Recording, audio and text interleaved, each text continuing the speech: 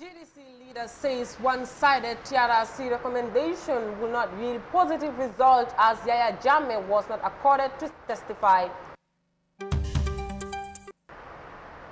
Henry Gomez describes the UDP party leader as old and lacks the strength to serve as the president.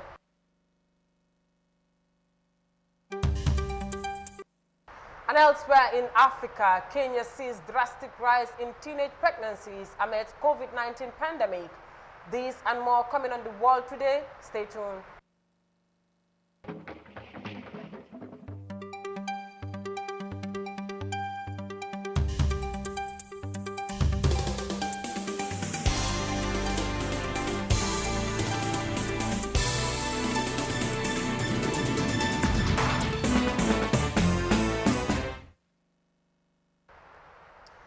Viewers, you're watching The World Today newscast here on Africa TV with me, Sohna Tunkara, and now to our news in detail. The leader of Gambia Democratic Congress, Mama Kande, has told iAfrica TV that the recommendations of the TRRC will not yield any positive result. In an exclusive interview with iAfrica TV, Kande further described the work of the commission as one-sided, saying Jammeh was not accorded the opportunity to tell his side of the story. Details of that in this report. Mama Kande, the leader of GDC, says TRRC's recommendation report would not produce any positive outcome, describing it as partisan. I don't think if nothing is going to come out of this, because they have failed in the first complete part of it, that is the Jammeh Commission, and then I don't know what they're going to do with the recommendations of the TRRC. And as I said, for me, it is still not completed because you have heard only one side of the story. Yeah. You really didn't heard about Jammeh's story. Kande accuses lead counsel Esafal of being disrespectful to witnesses, especially the elderly based on their academic status, and ridicules them during interrogation. Handle some of our elders, kind of looking very low at them because of their level of education. Because you have degrees or whatever degree that you have doesn't mean that somebody is not important or somebody cannot handle a position. Or respect him with the little that he knows. But, facing them there, belittling them, laughing at them, I mean, he should be more stationed and to a little bit more serious. But what I'm saying is, whatever job that you are doing, you cannot down look at me because of the level of education that I have. To tell people that you are liars or you are lying and all these things, I mean, in our culture, for the law, it may not be an issue, it's not a problem, but in our culture, it is an issue. On the Truth Commission's visit to Kanilai and the surrounding forest, allegedly having mass graves, the GDC leader says the TRRC team should not have gone to such places as they were not sure of what they were looking for. I saw them went to Kanilai. Went around the whole bush saying that the graveyards are here, but we cannot find them anymore. Why didn't they go in there then, if they cannot prove anything at the first place? Why did they went there if they cannot prove anything? Just to sell us an empty bush or empty land, telling us that the graveyards were here, but we cannot find them. Or the land is just big, we cannot look for it. So they should have done their research before going there. And that people were thrown in the pool for crocodiles to eat, they cannot draw that water away. Just 1 or 2 water tanks. They could have drawn that water to prove to the Gambian people this is exactly what is happening. He says TRRC could have done better by drawing water from the pool so as to discover human skeletons to prove that people were thrown in the pool for crocodiles to eat. Mama Kande was born in 1965 in the Jimara constituency, Central River region. He is the founding leader of the Gambia Democratic Congress GDC, which was formed in 2016. He ran as a candidate in 2016 presidential election and received over 17% of the votes. He was formerly a member of the Alliance for Patriotic Reorientation and Construction, APRC, but was expelled, and that led him to form the Gambia Democratic Congress. Reporting for iAfrica TV, this is Omar Ahmadou Toure. The Gambia Democratic Party leader says TRRC's recommendations will be one-sided without hearing from the former president Yaya Jammeh. Now the Gambia Police Force has expressed concerns over safety of lives due to road accidents in the country. The spokesperson of the police made these pronouncements as part of regular update on security matters in the country. And several factors leading to tragic accidents are enumerated by the traffic safety officials at the police headquarters in Banjul. We have more of that in this report by Binta Jallo. Superintendent Lamin Jai of the Gambia Police Force noted that the daily road traffic accident is a major concern for law enforcement officials. Although the mobile traffic police is at work towards the tasks before them, the services of the accident investigation department are increasingly being demanded. From the bits and pieces of road traffic cases, Police spokesman Superintendent Njai highlighted the common causes of accidents on records. The causes of road traffic accidents are numerous, and they range from mechanical factors. They range from some other causes might be relating to the road condition, congestion, and all that. And sometimes the driver factor as well. That's the human factor. Also contributes a lot to road traffic accidents. But most importantly, when we conduct findings in accident investigations, the prevalent cause of road traffic accidents in the Gambia has to do with speeding. A lot of times we realize that drivers speed a lot in the Gambia. The highway code is such that there is a speed limit at certain residential areas, certain areas, especially residential areas. There is a particular speed limit that drivers need to observe. He blamed drivers for not adhering to traffic rules as one of the leading factors road accidents in the Gambia, on premise that a lot could be done to save lives on the roads. The police is of the view that the increase of speed bumps might be one of the best options. With any form of infrastructural intervention, drivers must still respect the laws governing traffic, according to Superintendent Njai. If driver drives according to the speed limits, especially of residential areas, I'm not saying there will be no accidents, but even if there are accidents, the impact will be very minimal. We will not be seeing the fatal accidents that we see sometimes as a result of the speeding that drivers do. The Gambia Police has an eye over the usage of drugs by those behind the steering wheel. A warning is therefore being sent to this group of drivers. We want to caution people to understand that they cannot drive vehicles when they are drunk. It is against the laws of the country. The Motor Traffic Act and Regulation are against that. And so people who find themselves in bars and clubs and pubs and so on, they need to be cautious. If they know they are too drunk to drive, they should allow somebody else, competent driver for that matter, to drive them home safely and not take the risk of being drunk and driving. And so that is definitely something we want to tell people. And as you mentioned, because the speed issue is a very critical aspect of accidents.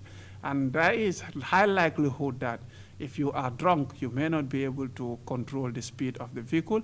Globally, road traffic cases are known for their contribution towards considerable economic losses to individuals, families, and nations. The loss in this nature is traced from the cost of treatment as well as loss of productivity for those killed and disabled due to accidents and for family members who need to take time off work to care for the injured. It is estimated that road traffic crashes cost most countries up to 3% of their gross domestic product. More than 90% of road traffic deaths occurs in low and middle income countries. Even within high income countries, people from lower socio-economic backgrounds are more likely to be involved in road traffic crashes. For iAfrica News, Binta Jallo. Gambia Police Force are concerned about the rise in road accidents. Now moving on, the CDS ends the second week of his nationwide military tour at Fajara Barracks, where security personnel displayed various tactical moves to welcome the country's top army chief. These activities included riot control, VIP protection, displaying of weapons, among other activities. Details of the CDS visit to the Fajara barracks in this report. The Chief of Defense Staff of the Gambia Armed Forces has on Friday ended the week at the Guards Battalion and the Gambia Armed Forces Training School in Fajara Barracks, where he was welcomed by delegates from schools, local government officials, and men and women in uniform in a colorful ceremony. The activities began with a display of different types of weapons, including the anti-aircraft gun and other weapons, on how, when, and where to use them. The Gambia is regarded as one of the best countries in terms of parade display. Meanwhile, the CDS was honored with a drill as the men and women in uniform showcased their ceremonial parade skills with their marching outfits. Still on the activities that occurred at the Guards Battalion include riot control by armed personnel in amicably addressing chaotic scenes. The demonstration relays how security personnel should handle angry mobs or protesters in a less tense way, signifying that there should be no unnecessary assault against protesters. Part of the mandate of the security apparatus is to save lives, and the VIP protection display demonstrated how to protect individuals under command whenever they are under attack in public.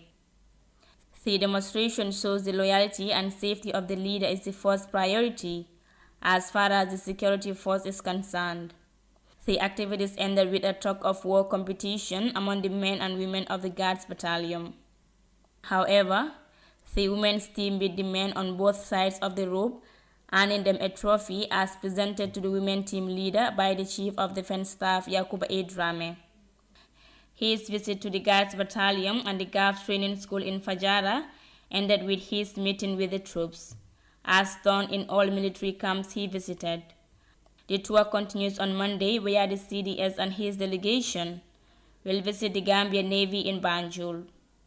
Reporting for iAfrica News, I am Daisy Say. International news. In the midst of the global health crisis, Kenya have witnessed a drastic rise in teenage pregnancies. According to the African Institute of Development Policy, an estimated of 152,000 teenage girls become pregnant in Kenya in 2020 alone. But critics have, however, blamed the situation on lack of knowledge about sexual and reproductive health issues. Here's more. An ordinary weekly assembly. Only that some of the attendees at Kathama Primary School in Kenya's Kilifi County are not your ordinary peoples. They're soon to be mothers, others already mothers. 17-year-old Pamela Menza is one of them. I got pregnant in June last year. I conceived when the pandemic hit. I gave birth and came back to school. I almost gave up coming back to school. My mother supported my return. In this situation, I only get to do my homework on Saturday and Sunday. At some point, I was demoralized after the return because I failed the exams, but my mother was my greatest supporter. That much needed support, though, comes at a price. Every day, Pamela has to cut short her classes, rush home to breastfeed her baby. She also has to take care of her younger siblings, then return for the afternoon classes. Pamela's mother, Priscilla Mongo, knows it's not easy, but she's keen to see her daughter get an education. My daughter got pregnant at grade 7. She was 16 years old. I was so sad. I questioned myself how she would turn out to be. But after consulting and also talking to her, I got the help and my daughter is now back to school. Already, Kenya has acknowledged teenage pregnancy as a major challenge. In 2020, during the 3 months of lockdown, 152,000 teenage girls became pregnant, a 40% increase in the country's monthly average. Kilifi was one of the worst affected, with a 22% increase of teenage pregnancies. A lack of knowledge about sexual health and family planning are some of the factors blamed for the worrying figures. During our visit at Kathama Primary School, we spotted this girl. She wasn't comfortable to tell her story on camera, but she too is pregnant. Teachers here say due to stigma, many girls will hide the pregnancy. Others end up dropping out of school and get married. My At just 16, Elena Mwalimu is a single mother. When she got pregnant, she dropped out of school and got married. But her young husband took off, leaving her with no option but to fend for her baby. My parents were against my return to school. I apologized and went back. The challenges were many. I had to walk long distances to and from school. I came here to work due to the long, tough situation. I had to cater for the baby and my siblings because at the moment I have no work. Elena, though, remains hopeful that the future could be anything including brighter. She wants to go back to school. For now, though, feeding her baby is a priority. Societal pressure has pushed them back to school, back to the drawing board, hoping that one day they'll use this as a catapult to improve their lives. Right now, all they need is just the papers for them to progress carefully, and of course this time around with a lot of caution in their lives.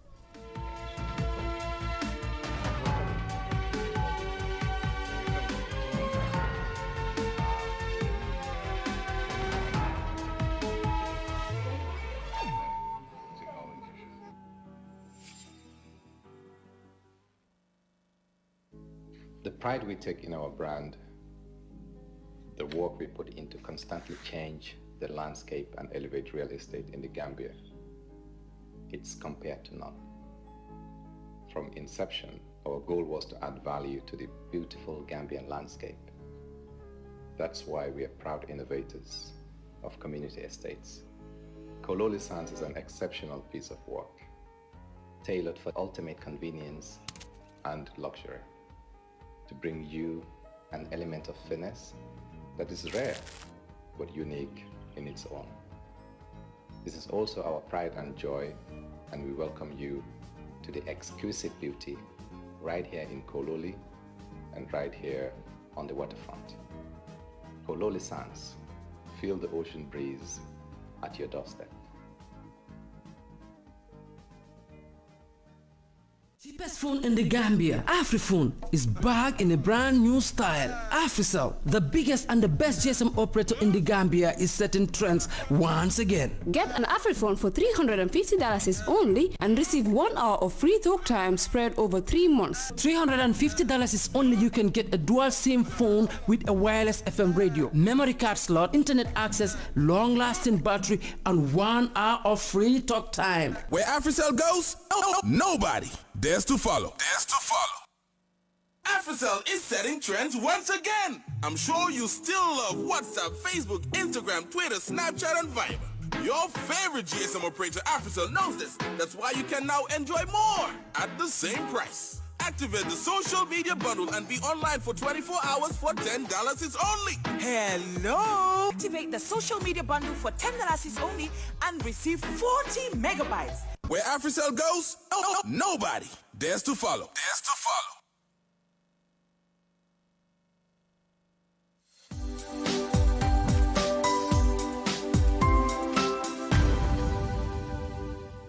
TAF Africa Global is the first and biggest private estate developer in the Gambia and presence in 7 other African countries.